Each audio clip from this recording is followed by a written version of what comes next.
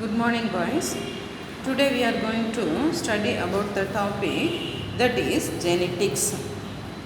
Unit number 18. Do you know about the genetics or what is genetics?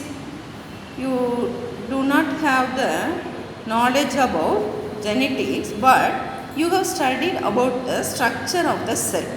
Inside the cell, you see a nucleus, isn't it? ஏன்னா எந்த ஒரு செல் எடுத்துக்கிட்டாலும் nucleus இருக்குது அப்படிங்கிறத நம்ம படிச்சிருக்கோம். Inside the nucleus chromosomes are present.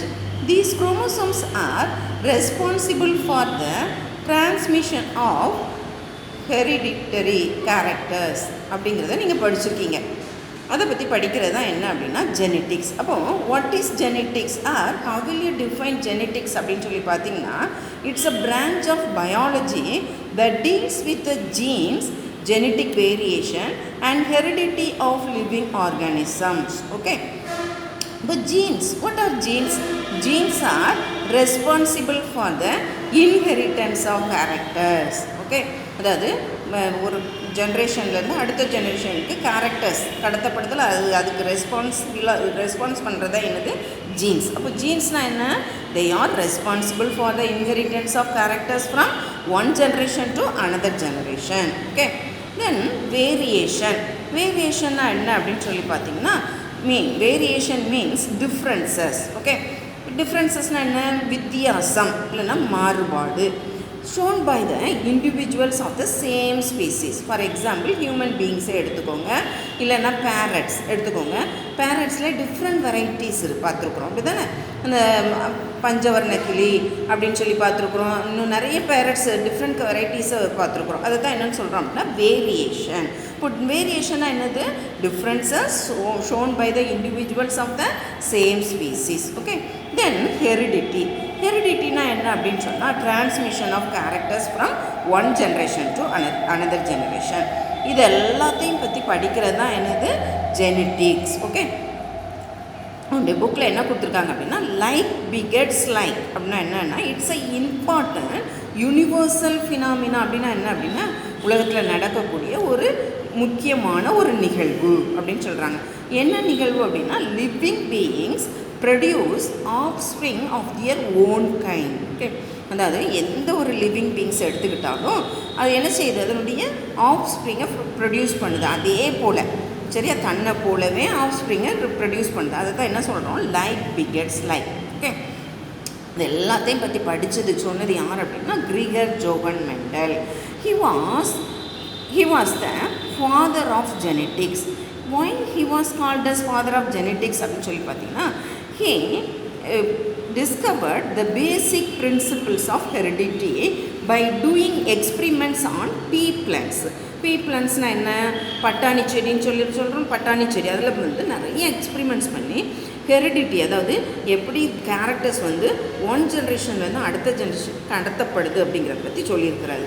So he was called as father of genetics. He was born in 1822. Okay, he conducted his experiments for 9 years. 9 வருஷமாக. எப்போ? ஃப்ரம் 1856 to 1865 வரைக்கும் 9 years he conducted his experiments on pea plants. Okay, அதை வச்சு என்ன செஞ்சுருக்கிறா? நிறைய principles சொல்லியிருக்கா. இதை பற்றி about heredity. Okay, he had worked on nearly 10,000 pea plants. ஒரு பீ பிளான்ஸில் என்னென்ன கேரக்டர்ஸ் எல்லாம் செலக்ட் பண்ணார் அப்படிங்கிறத அந்த டேபிளில் கொடுத்துருக்குறாங்க. இப்போ பாரு, ஃபஸ்ட்டு வந்து என்ன அப்படின்னா ஸ்டெம்களுடைய லென்த்து. எந்த ஒரு பிளான்ட் எடுத்துக்கிட்டாலுமே அதில் வந்து அந்த பிளான்ட் வந்து எப்படி இருக்கும்? ஒன்று லாங்காக இருக்கும், ஹைட்டாக இருக்கும், இல்லைன்னா எப்படி இருக்கும்? ஷார்ட்டாக இருக்கும், அப்படி தானே? அடுத்தாப்பில் அந்த கேரக்டர் ஒன்று செலக்ட் பண்ணார். அடுத்த கேரக்டர் என்ன அப்படின்னா ஃப்ளார் பொசிஷன், ஆக்சிலரி, டெர்மினல்னால் அந்த ஃப்ளார் வந்து எந்த பொசிஷன் நுனியில் இருக்குது, அப்படி தானே டெர்மினல். ஆக்சிலரினா என்னது? அந்த அதனுடைய கணு விடை பகுதி அப்படின்னு சொல்லுவோம்ல, அந்த நோடு ரீஜனில் இருக்கக்கூடியது. அடுத்து ஃப்ளார் கலர் வந்து என்ன கலர்லாம் செலக்ட் பண்ணியிருக்காருன்னா blue and white. Then pod shape, அந்த ஃப்ரூட்டுடைய ஷேப் எடுத்துருக்கிறாரு இன்ஃப்ளேட்டட். தென் இன்னொன்று என்ன அப்படின்னு சொன்னால்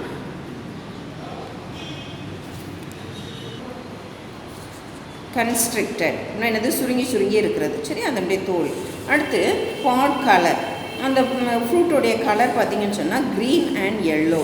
தென் சீட் ஷேப் ரவுண்ட் அண்ட் ரிங்கிள்னால் அதனுடைய எட்ஜஸ் வந்து எப்படி இருக்குது சுருங்கி சுருங்கி இருக்கிறது அதான் இது ரிங்கிள்டு அப்படின்னா. Seed colour yellow and green colour. இதை நீங்கள் எப்படி ஞாபகம் வச்சுக்கலாம் அப்படின்னா ஒரு பிளான்ட் எடுத்துக்கிட்டோன்னா அதில் வந்து என்ன ஸ்டெம் பார்ப்போம். ஸ்டெம்லேருந்து அடுத்தப்பில் என்ன வரும் ஃப்ளார் வரும். அந்த ஃப்ளாருடைய பார்த்திங்கன்னு சொன்னால் அதனுடைய கலர் அண்ட் கலரையும் அதனுடைய பொசிஷனை எடுத்துக்கிட்டாரு ஃப்ளார். அடுத்து அதிலேருந்து ஃப்ரூட் வரும் அப்படி தானே. ஃப்ரூட்டில் அதனுடைய ஷேப்பையும் கலரை எடுத்துக்கிட்டாரு. அடுத்து சீட்ஸ் வரும் அப்படி தானே. சீட்ஸில் ஷேப் கலர். இதை வச்சு நீ என்ன செஞ்சாலும் அப்படி வரிசையாக ஞாபகம் வச்சுக்கலாம் சரியா. அவர் வந்து 7 கேரக்டர்ஸ் எடுத்து என்ன செஞ்சார் எக்ஸ்பிரிமெண்ட் பண்ணார். அதாவது ஒரு பீ பிளான்ட் செலக்ட் பண்ணுறதுக்குரிய காரணம் என்ன, அதாவது என்ன காரணம் அப்படின்னு சொல்லி பார்த்தீங்கன்னா அதில் சம்ஸ் அட்வான்டேஜஸ் இருந்தது. என்ன அப்படின்னா ஃபஸ்ட்டு பாயிண்ட் என்ன அப்படின்னா it is naturally self pollinating. அதாவது தன்னாலே என்ன செஞ்சுவிடும் அதில் பாலினேட் நடந்துவிடும். ஸோ அதை செலக்ட் பண்ண அதனால் அதை செலக்ட் பண்ணார். செகண்ட் பாயிண்ட் என்ன அப்படின்னா it has a short life span. அப்படின்னா என்ன லைஃப் ஸ்பேன் அப்படின்னா என்ன அப்படின்னா அதாவது மிக குறுகிய காலத்துக்குள்ளேயே அது என்ன செஞ்சிடும் அந்த செடி வந்து பூக்க ஆரம்பிச்சிடும். அதுலேருந்து ஃப்ரூட் வரும். அதனுடைய லைஃப் ஸ்பேன் வந்து வித்தின் வெரி ஷார்ட் பீரியட்ஸ் சரியா. சில பிளான்ட்ஸ் எடுத்துக்கிட்டோன்னா அது என்ன செய்யும் நிறைய வருஷங்கள் ஆகும் அப்படி தானே. ஆனால் பீ பிளான்ட்ஸில் வந்து வித்தின் அதாவது 1 இயருக்குள்ளே என்ன செஞ்சிடும் அதனுடைய லைஃப் ஸ்பேன் முடிஞ்சிடும். So he has selected pea plant for his experiment. Then அடுத்த பாயிண்ட் என்ன அப்படின்னா it is easy to cross pollinate சரியா. அடுத்து ஃப்ளார்ஸ் ஆர் பைசெக்சுவல். பைசெக்சுவல்னா அப்படின்னா என்ன அப்படின்னா both male and female flowers are found in the same flower. Okay, these are all the reasons for that Mendel selected pea plants for doing his experiments. Next we are going to study about the topic that is monohybrid cross. What is monohybrid cross அப்படினு சொல்லி பார்த்தீங்கன்னா mono means single. Okay, அதாவது single கேரக்டரை select பண்ணி என்ன செய்கிறார் experiment பண்ணுறார். இப்போ மோனோஹைப்ரிட்னா என்ன அப்படின்னு சொன்னால் crosses involving inheritance of only 1 pair of contrasting characters. அதாவது ஒரே ஒரு பேர் ஆஃப் கேரக்டர்ஸை மட்டும் செலக்ட் பண்ணி இந்த க்ராஸ் பண்ணியிருக்கிறார். என்ன கேரக்டர் செலக்ட் பண்ணார் அப்படின்னா பீ பிளான்ட்டோடைய டால் பிளான்ட்டையும் டுவார்ஃப் பிளான்ட்டையும் எடுத்துக்கிட்டார் சரியா. அப்போ செய்யக்கூடிய எக்ஸ்பிரிமெண்ட்டில் ஃபஸ்ட்டு பேரண்ட்ஸாக என்ன இருந்தது அப்படின்னு சொன்னால் tall and dwarf plant. Tall plant அப்படின்னு சொன்னால் அதற்குரிய ஃபேக்டர்ஸ் என்னெல்லாம்னா கேபிட்டல் டி. டுவார்ஃப் பிளான்ட் அப்படின்னா அதற்குரிய ஃபேக்டர்ஸ் என்ன ஸ்மால் டி. ஓகே, அதாவது இந்த டால் பிளான்ட் என்ன அப்படின்னு சொன்னால் இட்ஸ் அ டாமினன்ட் கேரக்டர்.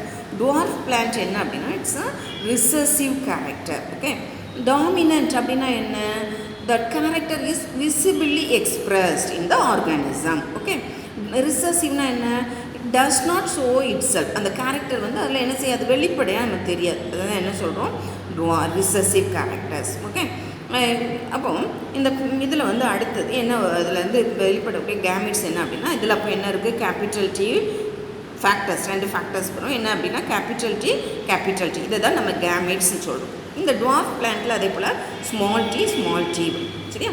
நம்மளுக்கு இந்த ரெண்டையும் கிராஸ் பண்ணும்பொழுது அதாவது டால் அண்ட் டுவார்ஃபையும் கிராஸ் பண்ணும்பொழுது இந்த F1 generation he get tall plant. Okay, but the genotypic expression அதாவது அதனுடைய ஃபேக்டர்ஸ் வந்து எப்படி இருக்கும் அப்படின்னா capital T to small t சரியா.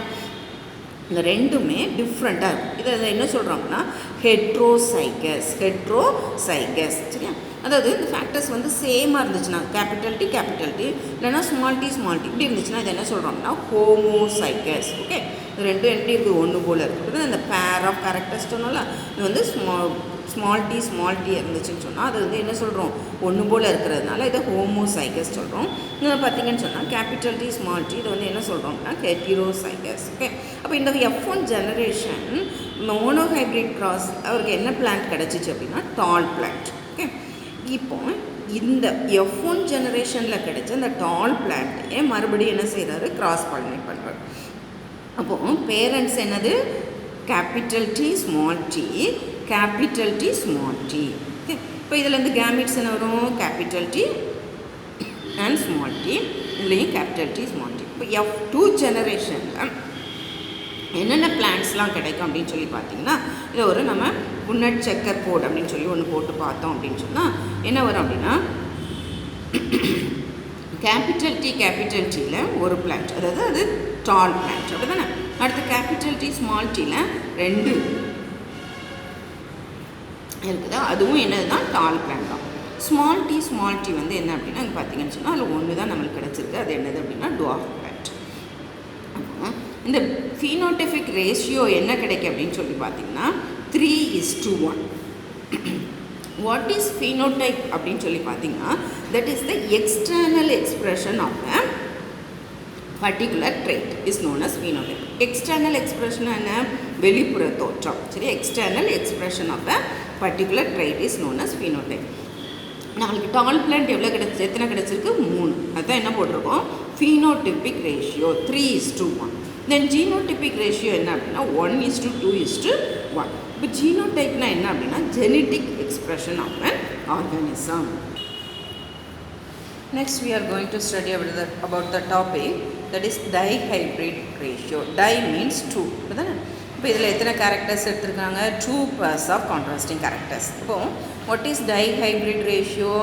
It is the inheritance of 2 pairs of contrasting characteristics at the same time. That is called as dihybrid ratio, dihybrid cross. Okay, இதில் அவர் என்ன பேர்ஸ்லாம் என்ன 2 கேரக்டர் எடுத்தார் அப்படின்னு சொன்னால் shape and colour of the seeds. சீடோடைய ஷேப்பையும் கலரையும் எடுத்தார். ஷேப் வந்து என்ன அப்படின்னு சொன்னால் round and wrinkled, round and wrinkle. Colour என்ன அப்படின்னு சொன்னால் yellow and green seeds. Okay, அப்போது டைஹைப்ரிட் கிராஸ்க்கு அவர் என்ன எடுத்துக்கிட்டார் அப்படின்னா round yellow pea plant and wrinkle green pea plants. Okay, இப்போ இந்த பேரண்ட்ஸ் வந்து இதனுடைய ஜீன்ஸ் எப்படி அப்படின்னு சொல்லி பார்த்தீங்கன்னா ரவுண்டு அதுக்கு என்ன அப்படின்னா கேபிட்டல் ஆர், ரிங்கிள்டு அதுக்கு என்ன அப்படின்னு சொன்னால் small R. Okay, then yellow seeds அதுக்கு என்ன அப்படின்னா கேபிட்டல் ஒய். க்ரீன் சீட்ஸ் என்ன அப்படின்னா ஸ்மால் ஒய். ஓகே, இல்லை இந்த கேமிட்ஸ் அப்போ என்ன வரும்? கேபிட்டல் ஆர் ஒய் அப்படி தானே, கேபிட்டல் ஆர் ஒய். அடுத்து இங்கே என்ன வரும்? Small Y. இப்போ இதில் இந்த F1 ஜெனரேஷனில் அந்த கிராஸ் பண்ணும் பொழுது என்ன பிளான்ட் கிடைக்குது அப்படின்னு சொன்னால் கேபிட்டல் ஆர் கேபிட்டல் ஒய் அப்படிங்கிற பிளான்ட் கிடைக்குது. இது என்ன பிளான்ட் அப்படின்னு சொல்லி பார்த்தீங்கன்னா ரவுண்ட் எல்லோ சீட்ஸ். ஓகே, இந்த F1 ஜெனரேஷனில் வரக்கூடிய அந்த பிளான்ட் வந்து என்ன அப்படின்னா டாமினன்ட் அப்படின்னு சொல்லி சொல்லணும். இது வந்து என்னது? Dominant character. இது ரவுண்ட் எல்லோ சீட்ஸ். ஓகே, இப்போ இந்த F1 ஜெனரேஷனில் கிடைச்ச பிளான்ட்டையே திரும்ப என்ன செய்கிறார் அப்படின்னா கிராஸ் பண்ணுறார். ஓகே, இப்போ கிராஸ் பண்ணும் பொழுது அடுத்த ஜென்ரேஷனில் என்ன கிடைக்கும் அப்படின்னா இந்த F2 பேரண்ட்ஸ் வந்து என்னதான் இருக்கும்? அப்போது capital R capital Y into capital R capital Y. இப்போ இதில் இந்த கேமிட்ஸ் என்ன வரும்? கேபிட்டல் ஆர் கேபிட்டல் ஒய் இருக்கலாம், capital Y capital R small Y. இந்த இதில் இது ஒரு கேரக்டர் ரவுண்ட் அப்படிங்கிற கேரக்டர், இது எல்லோங்கிற கேரக்டர் அப்படி தானே. அப்போ இதிலிருந்து ஒரு ஃபேக்டர், இதிலேருந்து ஒரு factor, capital R capital Y. அடுத்து இந்த கேபிட்டல் ஆர் திரும்ப எங்கே வச்சார்? Small Y. ஓகே, அடுத்து பார்த்திங்கன்னா இதுலேயே ஸ்மால் ஆர் கேபிட்டல் ஒய் தானே. அடுத்து இந்த ஸ்மால் ஆர் எது கூட சேரும்? Small Y. இப்போ இதில் எத்தனை கேமிட்ஸ் வரும்? 4 கேமிட்ஸ். அதே போல் தான் இங்கேயும் 4 கேமிட்ஸ். அப்போ இதை நம்ம என்ன செய்கிறோம்? திரும்ப க்ராஸ் பண்ணும் பொழுது நமக்கு என்ன கிடைக்கிது அப்படின்னு சொல்லி பார்த்திங்கன்னா இந்த செக்கர் போர்டு, என்ன புன்னட் செக்கர் போர்டு அப்படின்னு சொல்கிறது. இந்த செக்கர் போர்டில் போட்டு பார்த்தோன்னா தான் நமக்கு கிளியராக கிடைக்கும் F2 ஜெனரேஷனில் என்னென்ன பிளான்ஸ் எல்லாம் கிடைக்கும் அப்படிங்கிறத நம்ம பார்க்க முடியும். அப்போ இந்த கேமிட்ஸ் எல்லாம் நம்ம இங்கே எழுதிக்கிட்டு இந்த ரெண்டையும் க்ராஸ் பண்ணுறோம். இப்போ என்ன கிடைக்குது? Capital R capital Y capital. Okay, இதை இது கூட பண்ணும்பொழுது என்ன கிடைக்கும்? Capital R capital Y small Y. இதில் எது டாமினண்ட்டோ அதை தான் ஃபஸ்ட்டு எழுதணும், அந்த ஃபேக்டரை தான். இப்போ ரவுண்ட் அப்படிங்கிறது டாமினண்ட், அதனால் கேபிட்டல் ஆர் எழுதணும். அதே மாதிரி இதில் எல்லோங்கிறது கேபிட்டல், சாரி டாமினன்ட். அப்போ அது கேபிட்டல் ஒய்யை தான் ஃபஸ்ட்டு எழுதணும், ஸ்மால் ஒய் அதுக்கப்புறம் கொண்டு வரணும். ஓகே, அது மாதிரி இப்போ இந்த இதையும் க்ராஸ் பண்ணும்போது என்ன கிடைக்கும், கேபிட்டல் ஆர் தான் டாமினன்ட். அப்போ கேபிட்டல் ஆர் ஃபஸ்ட்டு போடணும், அடுத்து ஸ்மால் ஆர் போடணும். அதே மாதிரி இது பண்ணும்போது இதில் ரெண்டுமே கேபிட்டல் ஒய் தான் இருக்குது. அப்போ என்ன வரும், கேபிட்டல் ஒய் கேபிட்டல் ஒய். இது சாரி இது தப்பு. இப்போ இது என்ன வரும், capital Y capital Y. Okay, அடுத்து பார்த்தீங்கன்னு சொன்னால் capital R small R capital Y small Y. Okay, இந்த மாதிரி இந்த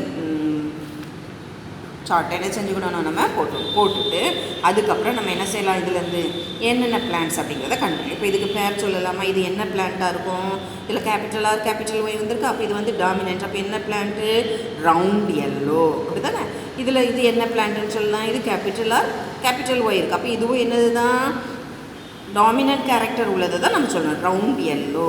சரியா, அப்போ அதே மாதிரி இதை சொல்லுங்கள் அப்போ. அப்போ இதுக்கு என்னது வரும், கேபிட்டல் ஆர் இருக்குது, இங்கே ஸ்மால் ஒய் இருக்குது.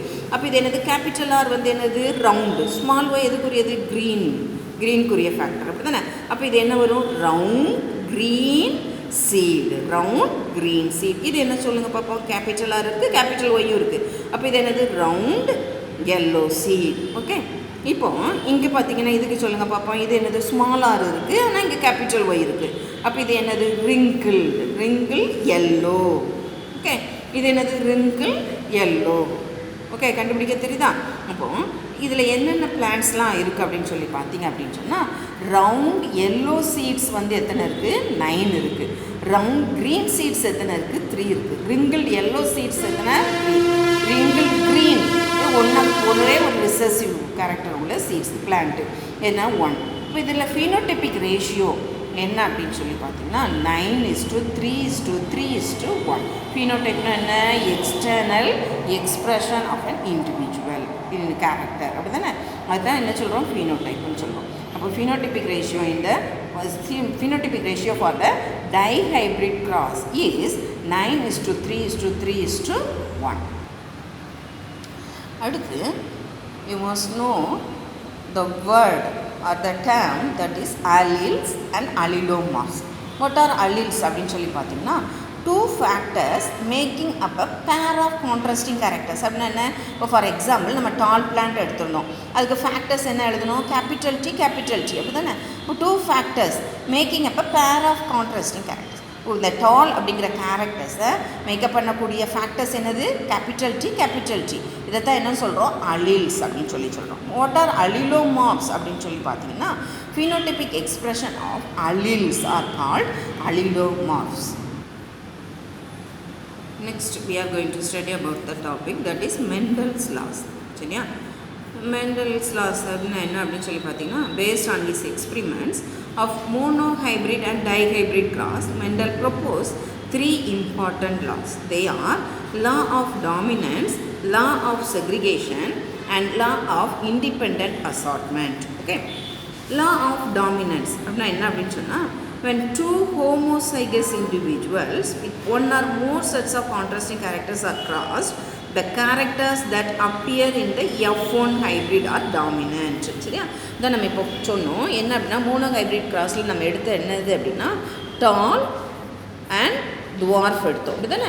இப்போ நம்மளுக்கு F1 ஜென்ரேஷனில் என்ன கிடச்சிச்சு, கேபிட்டல் டி ஸ்மால் டி. இது வந்து என்ன பிளான்ட்னு சொன்னோம், டால் பிளான்ட் அப்படின்னு சொன்னோம், அப்படி தானே. இந்த டால் பிளான்ட் வந்து என்னது, டாமினன்ட். ஓகே, இதை தான் என்ன சொல்கிறாங்க, லா ஆஃப் டாமினன்ஸ். ஓகே, அதாவது when 2 homozygous individuals are crossed, the characters that appear in the F1 hybrid are dominant. சரியா, இன்னொன்று வந்து டுவார்ஃப் வந்து என்ன செய்யாது, do not appear in F1. Okay, அதை என்னன்னு சொல்கிறோம் அப்படின்னா, ரிசர்சிவ் கேரக்டர்ஸ் அப்படின்னு சொல்கிறோம். அடுத்து லா ஆஃப் செக்ரிகேஷன். சரியா, அதாவது லா ஆஃப் செக்ரிகேஷன்னா என்ன அப்படின்னா, when a pair of contrasting factors are brought together in a F1 hybrid, the 2 factors of the allelic pair remain together without mixing and when gametes are formed. Okay, the 2 separate out so that only one enters each gamete. அது என்ன சொல்கிறோம், law of segregation. Then law of independent assortment என்ன அப்படின்னா, the factors or genes of one pair assort out independently of the other pair. அது என்ன சொல்கிறோம்? Law of independent assortment. That's all children.